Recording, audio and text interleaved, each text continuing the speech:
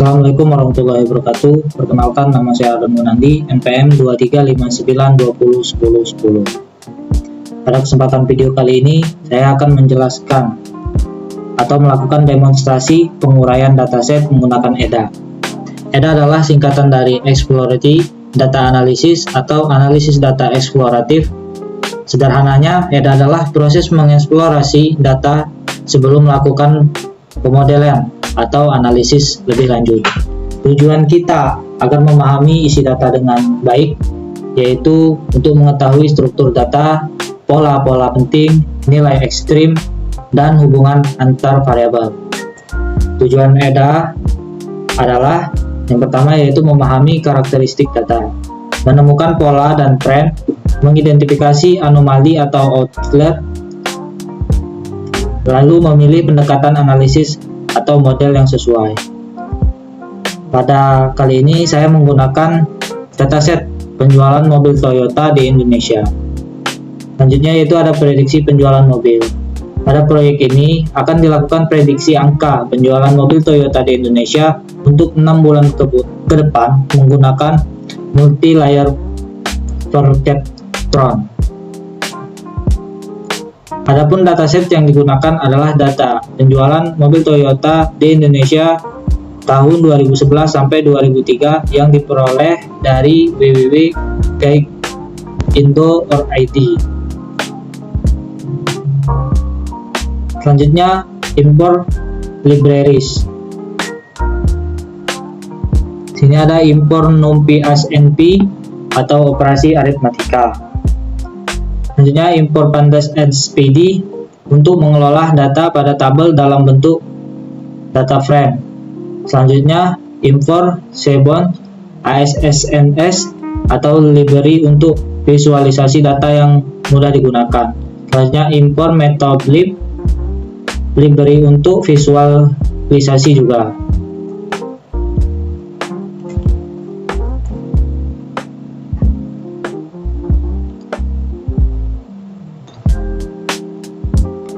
Selanjutnya masuk ke data processing atau pemrosesan data. Pertama yaitu load dataset. Sini ada penjualan mobil Toyota. Selanjutnya menampilkan dataset. Menampilkan data paling atas default 5 data. Ini tampilannya. Selanjutnya untuk mengecek nilai 0 atau melihat informasi data pada dataset.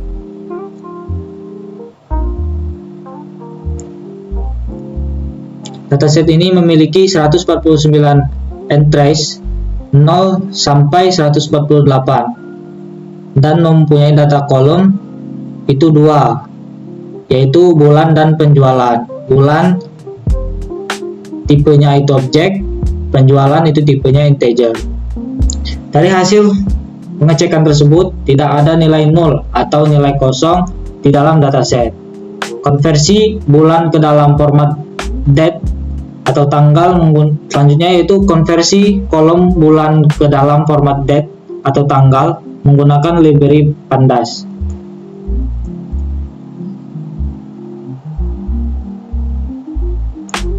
Ini kita melihat hasil kolom bulan penjualan. Ada 1 sampai 5. Selanjutnya yaitu data kolom bulan sudah dikonversi ke dalam format date. Menampilkan grafik penjualan mobil Toyota selama tahun 2011 sampai 2023. Ini adalah salah satu contoh grafik penjualan mobil Toyota di Indonesia tahun 2011 sampai 2023. Di sini terdapat penjual dan bulan. Penjual sebagai variabel Y dan bulan sebagai variabel X. Dari tahun 2011 sampai ke 2023, sini kita lihat grafik terlihat normal dan stabil. Nah, tapi pada tahun 2020 sampai ke 2022, ini grafiknya mengalami penurunan.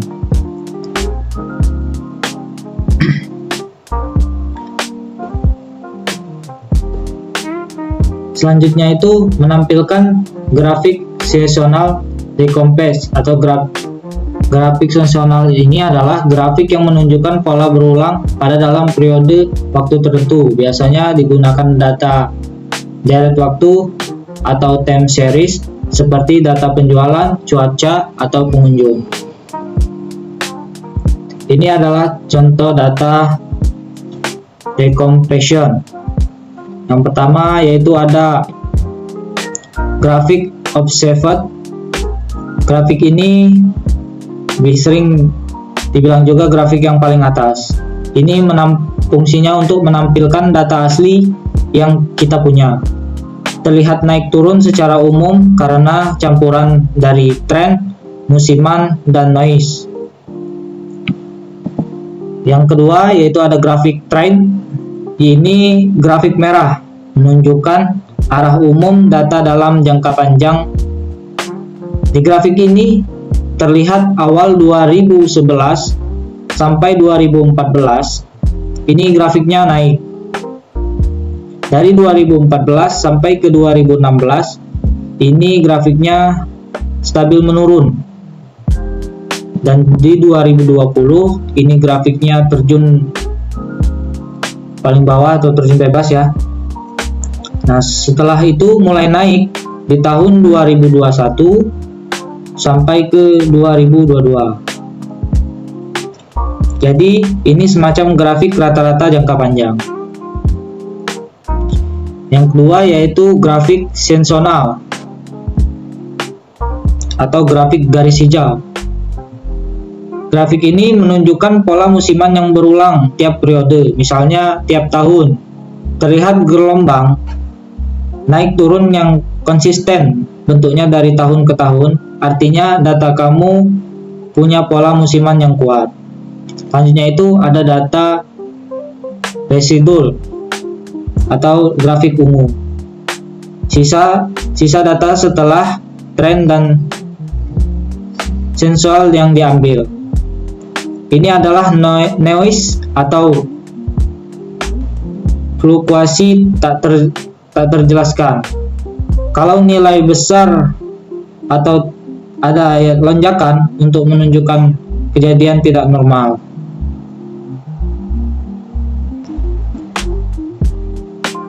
Selanjutnya yaitu membagi data latih dan data uji. Dalam proyek ini akan diperlukan penjualan mobil Toyota untuk 6 bulan ke depan, namun tidak memiliki data penjualan aktual untuk membandingkan hasil prediksi yang diperoleh. Setiap tingkat kesuksesan prediksi yang diperoleh tidak dapat dilihat.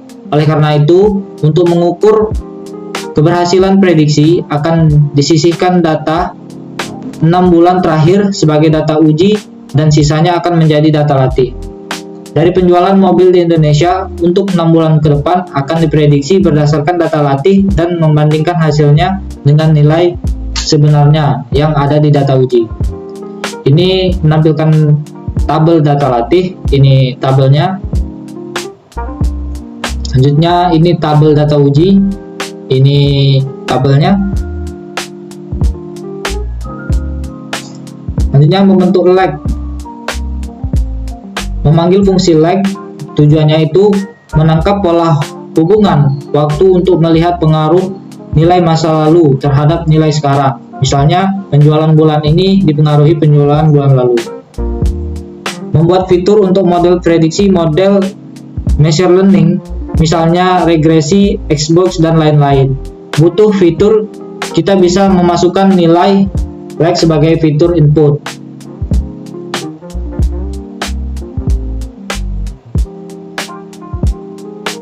Selanjutnya yaitu membuat model.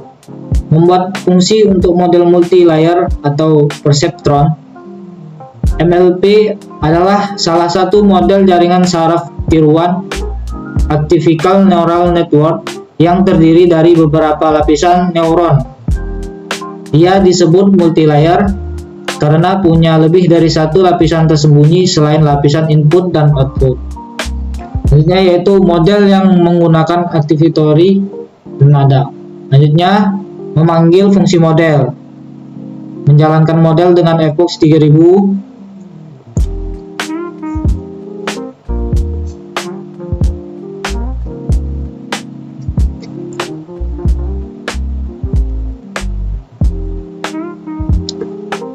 Selanjutnya kita lanjut lagi ke prediksi penjualan, yaitu membuat fungsi prediksi penjualan mobil, lalu memanggil fungsi prediksi dan hasil prediksi yang diperoleh. Ini hasilnya. Lalu menampilkan tabel uji setelah penambahan, ini tabelnya, dan menampilkan grafik perbedaan antara penjualan asli dan penjualan hasil prediksi. Nah, di sini ada tabel prediksi perbandingan penjualan asli dan prediksi penjualan. Di grafik yang berwarna biru ini kita sebut grafik penjualan, dan grafik yang berwarna oranye ini kita sebut prediksi penjualan. Pada prediksi penjualan dari bulan Januari sampai ke bulan Juni ini diprediksikan penjualan menurun, tetapi padahal perbandingan penjualan aslinya ini rentan naik ya, walaupun di bulan Mei 2023 ini terjadi penurunan. Selanjutnya kita menentukan nilai error, membuat fungsi untuk menghitung nilai error. Dalam proyek ini perhitungan nilai error menggunakan main absolute error dan map main absolute percentage error.